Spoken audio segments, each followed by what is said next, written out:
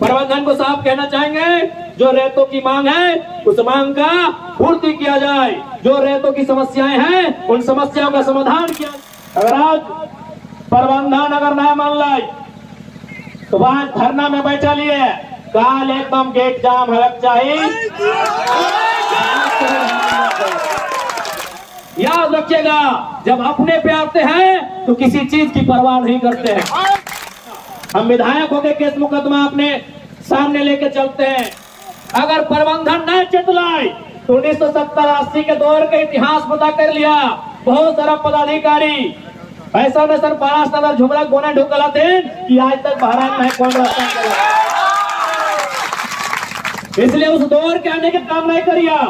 विस्थापन के दर्द के कारण ही झारखंड राज्य अलग भेला है। अगर ऐसे विस्थापित के दर्द दिया गया तो इस दर्द के ऐसा रिएक्शन में को जगह कोई भरपाई नहीं कर सकला।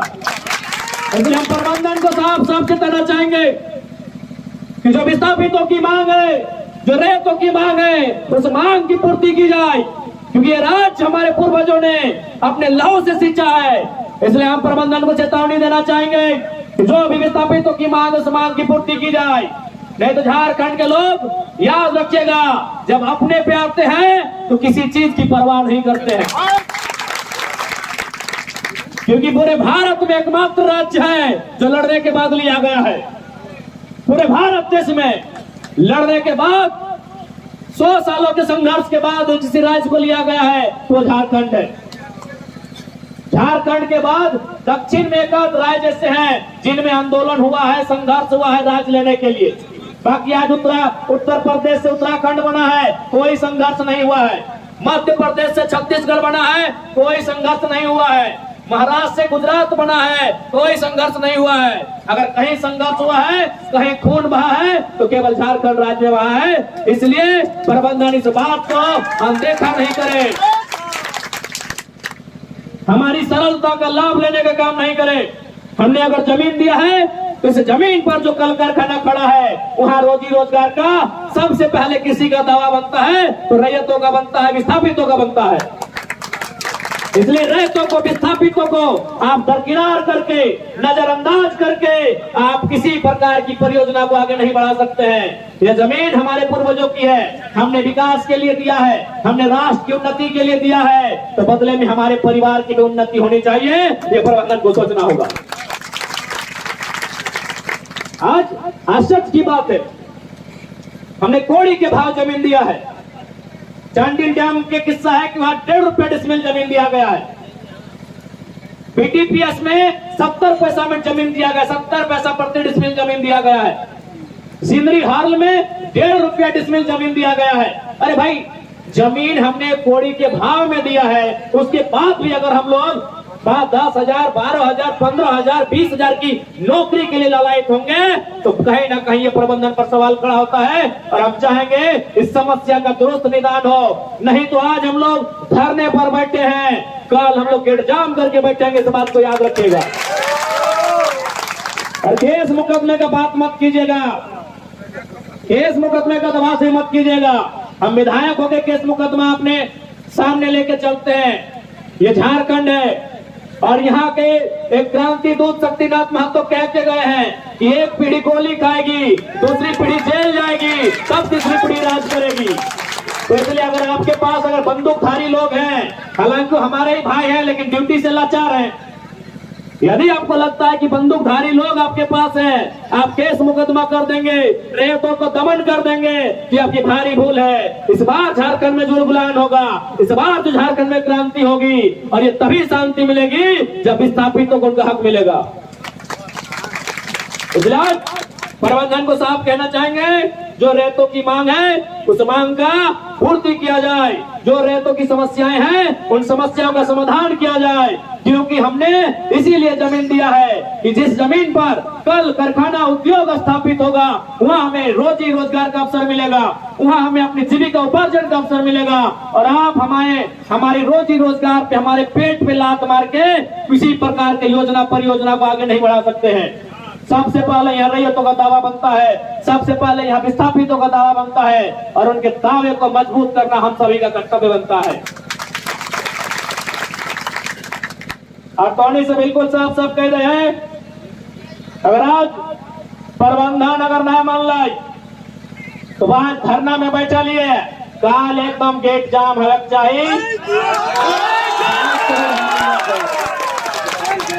क्योंकि आज अगर चुप बैठ गया, आज अगर अपन हक अपन हिस्सा ना लिए पाला तो आने वाला पीढ़ी भीख मांगो।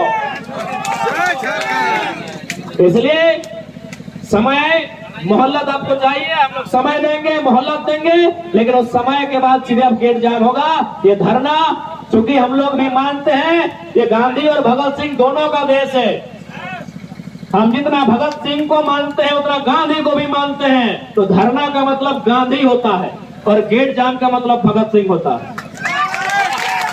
अभी हम गांधीवादी तरीके से धरने पर बैठे हैं, शांति तरीके से बैठे हैं। अगर गांधीवादी तरीके से समस्या का हल नहीं होगा तो याद रखिएगा ये देश जितना गांधी को मानता है उतना भगत सिंह को भी मानता है। इस बात को प्रबंधन याद रखे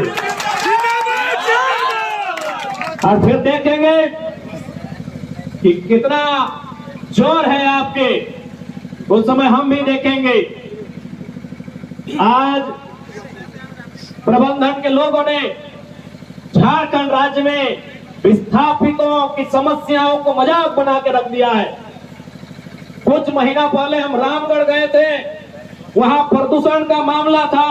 एक पंजाबी ड्राइवर थे, उन्होंने कहा कि हमको बड़ा दुख होता है झारखंड के लोगों को देखकर कि छोटा छोटा बात के लिए लोग बीवी बच्चा के साथ धरने पर बैठ जाता है, जबकि इन लोग का मांग कहीं पानी का, कहीं बिजली का, कहीं सड़क का और थर्ड फोर्थ ग्रेड नौकरी का होता है।